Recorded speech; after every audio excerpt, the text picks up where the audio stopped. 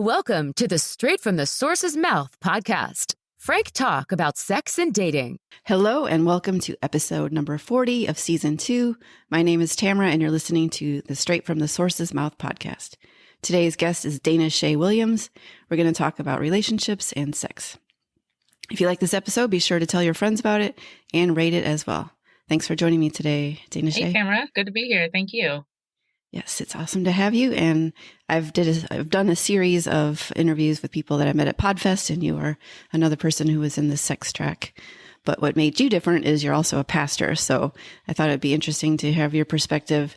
And my, as I call it, majority of the time co-host, Carissa, grew up religiously. So we've kind of had a different, two sides of the perspective on sex and relationships. So I would love to hear your perspective and, maybe how you got started in becoming a relationship coach podcast or becoming a pastor, wherever you'd like to start. Well, I love talking about relationships, and it's interesting because my work as a pastor, I spend the majority of my time trying to reconnect people or connect people to God. And then in my marriage coaching business / podcasting business, I am helping people to relate and connect to one another. And so there's this really cool marriage, if I can use that word, of helping people to have better relationships. And unfortunately, I know a lot of people who maybe grew up in the church or grew up religiously. A lot of these concepts were never talked about or taught. Sex was looked at as like bad or dirty, or like we just don't talk about it at all. And so there's been this almost like an enmity between the two. Like, can you be a Christian and still be sexy and love to talk about sex and have a great sexual relationship, or are they kind of two sides of the coin?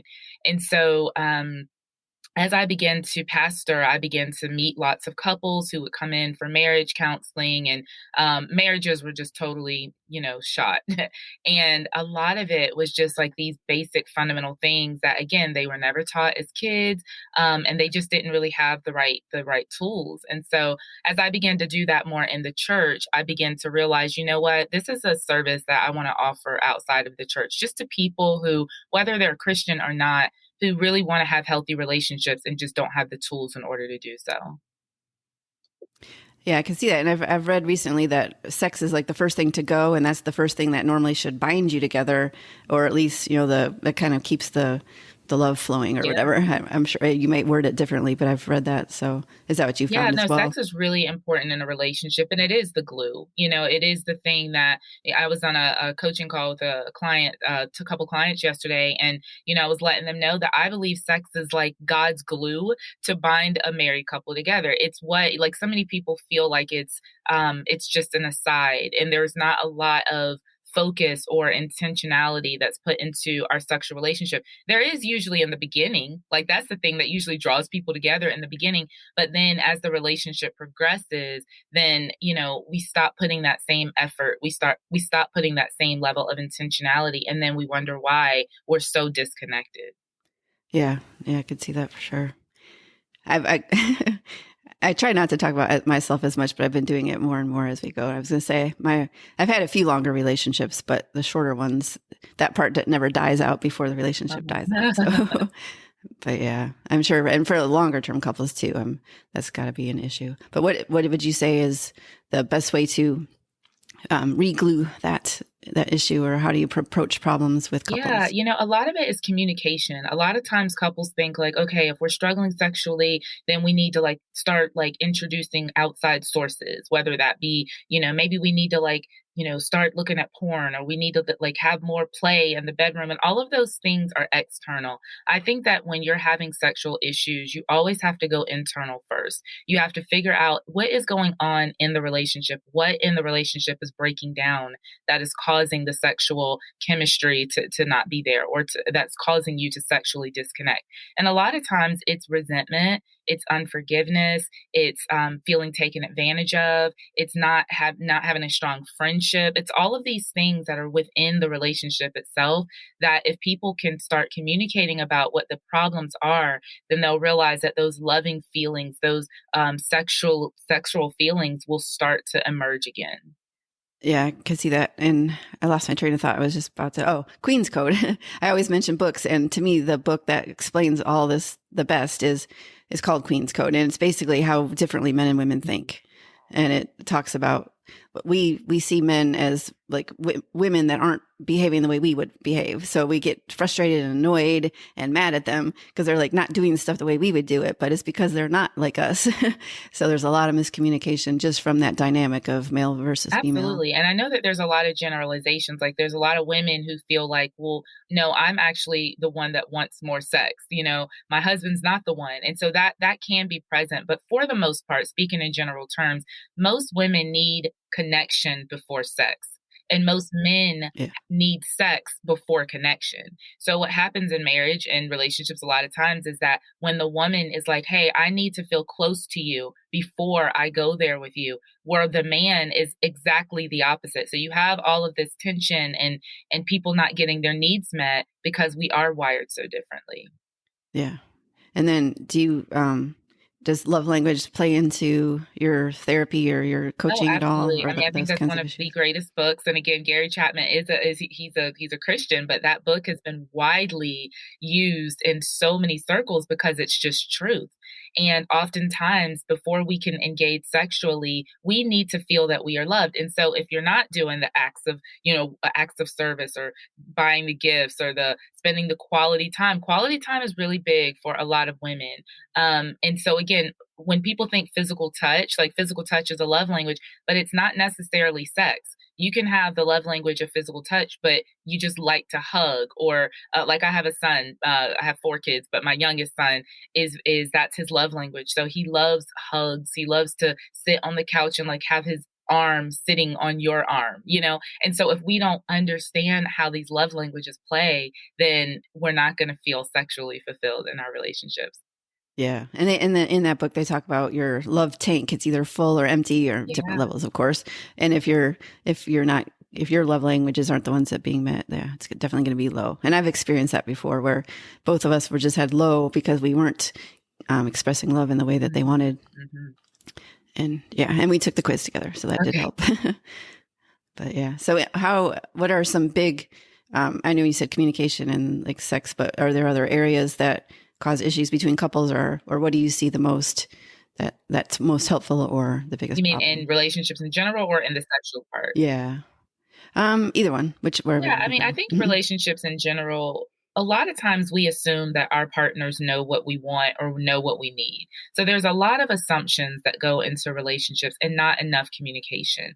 So in my coaching, one of the first sessions that we do, we always talk about needs and expectations.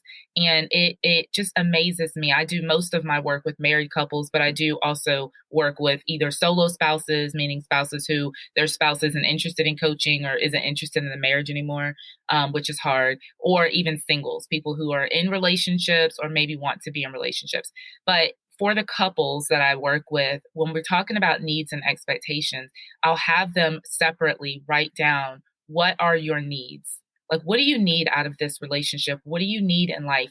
And then what are your expectations of your partner? So we'll have them do that separately. And then we come together and we basically exchange lists. And it's always eye opening to these couples because they're like, I had no idea that you were expecting this of me, or I had no idea that you even needed this. So if you're not communicating about that, then couples are basically spinning their wheels, feeling disappointed, because that's what happens when you have unmet expectations. It leads to disappointment. So they're feeling disappointed, they're feeling unloved, and most of the time they're never communicating about it. And so where they're thinking, hey, this person doesn't love me, this person is selfish, this person is uninterested. Maybe that's not the point, or maybe that's not the answer. Maybe the answer is you need to do a better job with communicating what you actually want and need and expect of your partner. Yeah. Yeah. Very true. And hard for a lot of people to do. They just, yeah. And because I know in the past where you want to say it, but you're not sure if they won't like it or won't want to do it or whatever, or you're just worried of their reaction. So you just kind of keep it in. Yeah, and that And then when you fear, finally do, of fear course. plays a big role in relationships. I did a whole series called the 5 relationship mistakes that are wrecking your life, and fear is one of them. And you know, exactly what you said, that when we come from, especially if you've had a history of past relationships and you've been hurt, you've been broken, you've been wounded, then what happens is then we begin to put up these walls.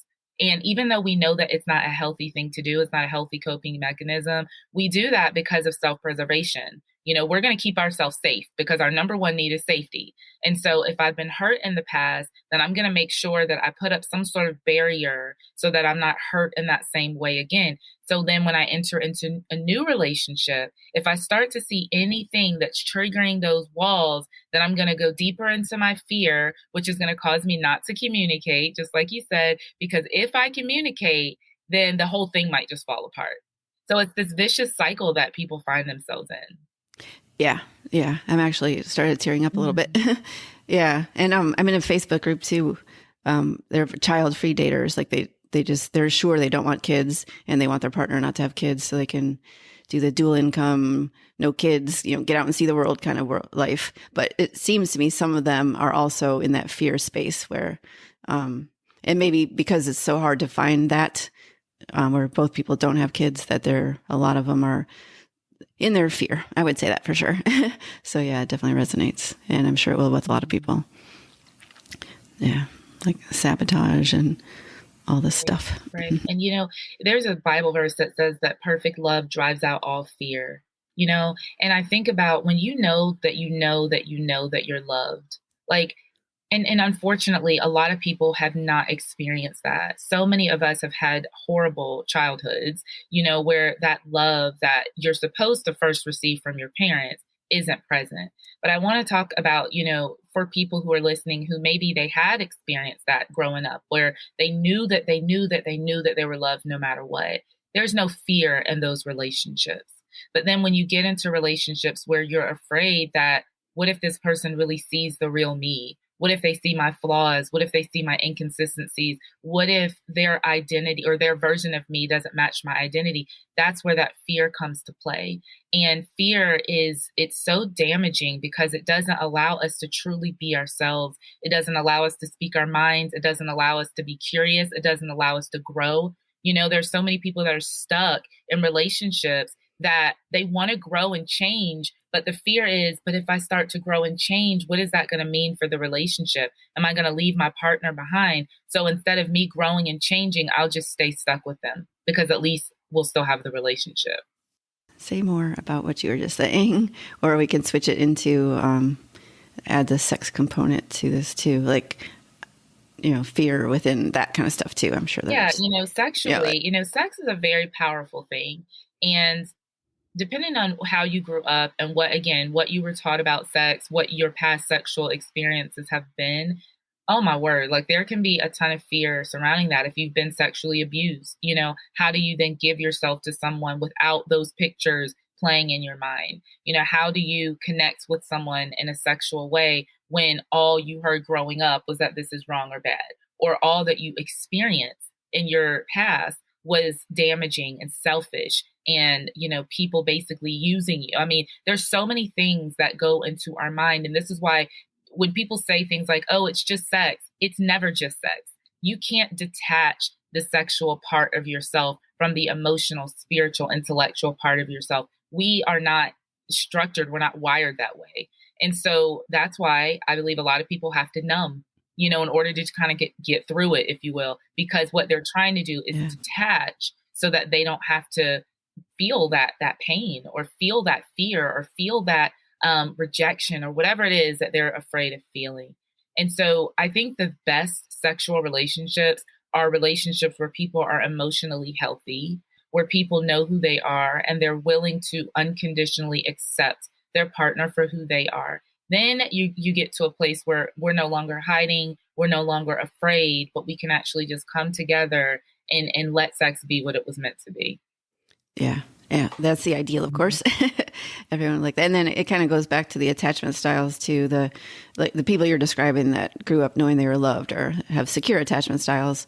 And then the 50% of the population is that, according to the book. And then the other half is the avoidance and the anxious attachers who didn't have the healthiest childhoods and then they bring that trigger, all that stuff. And then the triggers, like you were saying earlier, if someone triggers that moment in you from the past, it just brings you right back to, and then you start back in your pattern again. So, yeah. And how do you coach people to bring back the spice or the glue of sex in generally? Like, is there, I'm sure it's, couple specific, but if there's any trends or themes that help. Yeah. I mean, like I said earlier, we don't start with sex. We start with where is the relationship breaking down? We start with who do you really believe, or what do you really believe about your partner? Do you really believe that your spouse loves you? Do you really believe that? Do you really love yourself? What can we find these little trails, breadcrumbs, if you will, along the way that cause that sexual part to break down. And so we work on those things. And then normally I never even have to then coach a couple in the sexual department. They'll usually say things like, guess what? We had sex last night. Guess what? It was really good this time. And it just makes me so happy because people are coming to their own understandings. People are coming to their own realizations. When you work on the relationship first, when you work on what happened, what causes the breakdown, when you can address those fears, to have your partner say to you, I love you, I accept you. Like that is so healing. And to actually then believe it, like, cause you got to believe it if they say it. And then those are the steps that kind of lead, some of the steps that I should say that will kind of lead that couple to enjoying their sexual intimacy again. Okay. Well, do you want to take a little break and talk about your relationship coaching business, podcast, and all that kind of stuff? Yeah. So I am so just grateful for the couples that I have been blessed to work with all over the country. I haven't had an international couple yet, but all over the country, couples who are just really disconnected. I think the more that I see kind of this trend and the couples that I work with they're just deeply disconnected. Lots of pain, lots of, unmet expectations, lots of disappointment, lots of ideals that they had coming into the relationship. And then now reality is hitting. And so it is absolutely my joy to be able to help couples to walk through those things. So I actually am launching a group coaching for wives, and that is going to be launching in the fall. It's called Wife Life. And so if people want more info about that, they can find that on my website, which is danache.com, DANACHE.com/wife life. And the whole idea for that is I've been in different, like I've had a business coach, have a business coach, I should say. I've been in group business coaches. I've been in group marriage sessions, and it's usually the group that I find is more effective because not only are you hearing from the main coach, but you can also hear other people's perspectives. Listening to someone's story, you're like, oh, shoot, you know what? They're reading my mail. Like that is exactly what's happening in my life. And so it's fun, it's engaging, and I'm really super excited about that. But then there are couples who only want to work with me individually. Like they don't want other people to know what's going on in their relationship. And so individual coaching is always something that I recommend. A lot of times I'll get asked, when do you know that you need a coach? Like why can't you just figure it out? Or can we figure it out on our own? And I always tell people, try to fix your problems on your own if you can. Don't run to a coach or a counselor like on day one. But when you've done what you think is working or should work and it's consistently not working, then you need a coach. You need somebody to come in and say, okay, what I'm seeing, an outside objective perspective, because I'm not on either side. I'm not like, I tell my couples all the time, I'm not on your side or your side. I'm on both your sides. I'm on the side of your marriage. I want both of you to thrive. I want both of you to be fulfilled in this relationship. So being able to have someone objective on the outside to see what is actually going on and then be able to help couples. Again, it's my greatest joy. Yeah. That's awesome. And then you have a podcast. Yes. So my podcast is called Real Relationship Talk. And again, we focus a lot on marriage issues, but I have a whole single series that I did. We talk a lot about sex on the podcast. And my podcast is kind of hybrid. So I'll have guests on. I'll have my husband on sometimes. Sometimes it's just me. And we talk about real issues that I've seen and that I've experienced myself and in other couples that I coach and just people out there that are what they're facing in their relationships and in their marriages. And so we go there. I feel like we go there on pretty much everything. I'm always open to new ideas. When I hear things, again, a lot of times in my sessions, if it becomes like a trending topic that I'm like, okay, a lot of my clients are dealing with this. Let's do an episode on this one. Yeah, sounds familiar. And there were a lot fewer people talking about sex on podcasts, but I think when I started mine, which was only last year, they were saying, my friend did the research for me. He said there were only 50 like mine. Wow. So I'm sure there's more and more people getting into this space talking about sex. You would think, and mine's meant to be educational. So I always try to provide books and interview people that know experts and stuff. So are there any books that you recommend to couples, or are you just, it's more like one-on-one talking? Yeah, I mean, there's a ton of books that, depending on, again, where a couple is in their relationship or in their marriage. I think one of the best, and a lot of times, again, when you're talking about like sex, a lot of times people think I need a sex book. But what I have found is that when people are having sexual challenges, I will refer them to books about communication. I'll refer them to books about authenticity. I'll refer them to books about healing past trauma. And those things seem to be more effective than just saying, here's a sex book, try these new positions, try this new lube or whatever it is, that people think sometimes that they need to do externally. When you can work on the relationship internally, the sex part usually kind of works itself out. Yeah. And I've mentioned like What Happened to You is one of the books that on past trauma, and then The Body Keeps the Score are two that I found helpful to understand, why you are the way you are if you had past trauma. So I mean, as a pastor and talking about sex, I know, like you said, if you grew up religiously, it was kind of potentially frowned upon or not talked about. What's gotten couples to talk about it or feel okay with it in your sessions, or if that's come up? Yeah, I mean, it always comes up, and I always give them a warning. Like I'll do like premarital. I'm a ordained pastor, obviously, so I marry folks, and so in our premarital sessions, I always say, hey guys, about session 6, we're going to go ahead and talk about sex. And they are always like on edge, always. I don't think I've talked to a couple yet that's been like, we were so excited about this session. Like they're nervous. They don't know what I'm going to say. They don't know what they should say. And so there's a lot of like guilt and shame too, I find, around it. For a lot of couples, like they've been either they feel guilty or they've been made to feel ashamed of certain things. And so they don't know what angle I'm going to come from, because they see me as this religious figure that is going to tell them like all of these things, I guess. I don't know. But it usually, I find it's our most authentic session, because we can talk about past, and I'll say to them, like, if there's been sexual trauma, and I believe this firmly, if there's been sexual trauma in your past, your spouse, partner needs to know about that, because it is going to affect you, especially if you've not really dealt with that yet. And I know that could be like, oh my gosh, I'm opening up a wound. Yeah, you are. And yes, you probably need somebody to help walk you through that, but to not disclose that to your life partner, I feel like it's doing the whole relationship a disservice. So we talk about past stuff. We talk about basic things like, how often do you want to have sex? Like, think about that. If you get married to somebody and you're expecting to have sex every single day and they're good with once a week, you're starting off being frustrated, right? And so we talk about how often do you want to have sex? What's off limits? Have you ever thought about if there's anything that's off limits? What are things that you want to do that you don't want to do? What are things that you'd like to try? Like, what are positions maybe that you are like, no, I'm not really comfortable with that? Or what time of the day?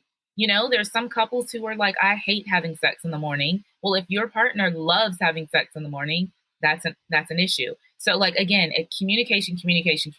If people would just talk about these things and hopefully talk about them prior to, then they can save themselves a lot of heartache and grief and, trouble down the road.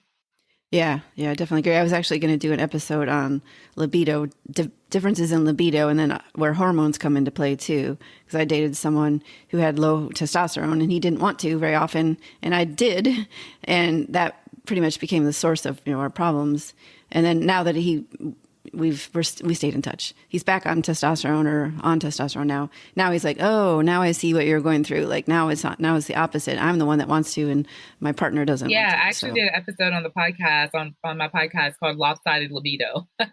And it was exactly that same point. And people don't realize that like hormones play a part in it, age can play a part in it, life, stress, health, all of these things, and so I'm not so quick to encourage people to like go pop a pill or go find, like, sometimes we need to just look at like, what does my life look like right now?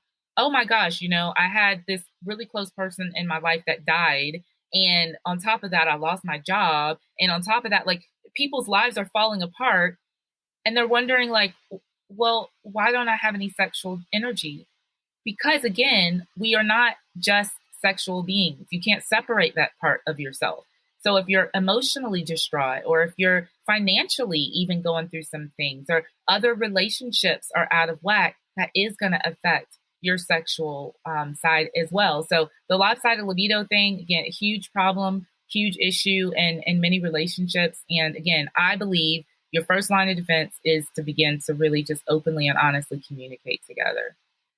Yeah, I will say one thing from the Queen's Code. They talk that one suggestion is to say, if you could have it all your way, what would it be? And then you both share that, like your ideal, and then kind of come to a compromise that would work for both of you, but at least knowing, where you both stand. Yeah. All right. Well, we are coming towards the end. So if there's anything you want to make sure we get across to the listeners, kind of final thoughts for that. Yeah, I would just say, my final thoughts for couples is, first of all, realizing that at the end of the day, like this person has been brought into your life to complement your life, not to complete your life. I know it sounds so romantic, like, the Jerry Maguire movie, oh, you complete me. No one is going to complete you. You're already complete as you are. And so this person is in your life to complement you and for you to complement them. And so when couples start running into issues, which is most of the couples that I deal with are having issues, I'm not afraid of that. And I encourage them, don't be afraid of that. Don't feel like, oh my gosh, my relationship is falling apart, because no, like that's actually helping you. I believe trauma, trials, troubles, those are in your relationship to help you to become better, to help you to learn how to love better. And I think that we have a love problem. I really do. In our nation, where as long as you're doing for me, making me happy, fulfilling my needs, then you're great and we're great. But the moment that you stop doing all of those things for me, goodbye, And I think that if we can stop being that way, if we can see our problems as maybe ways to help us mature or ways to help us grow, then we'll have longer lasting relationships and we'll become just more well-rounded people. Yeah. And just choosing each day to love each other.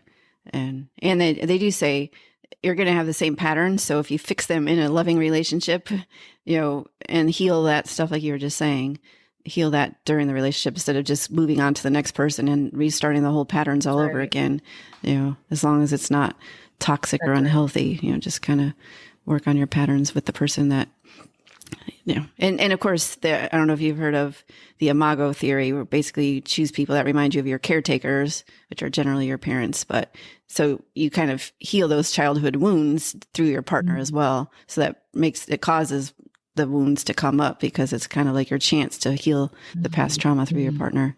So, all right. Is there any else you wanted to say for the parting thoughts? All right. Well, thank you very much for being on. And I definitely got a lot out of this, like I do every episode. And I always say, like, this is the best one yet. But I really hope, I think there's a lot of good lessons here and stuff for people to think about, especially pre-marriage, like you said, have those conversations in the dating phase, so you don't get to the phase where you're about to get married and realize you're, off base or whatever. So, but yes, thank you very much for being on. I appreciate it. And if you enjoyed the episode, be sure to rate it and tell your friends all about it. Thank you, Tamara. Thank you. Frank Talk, Sex and Dating Education.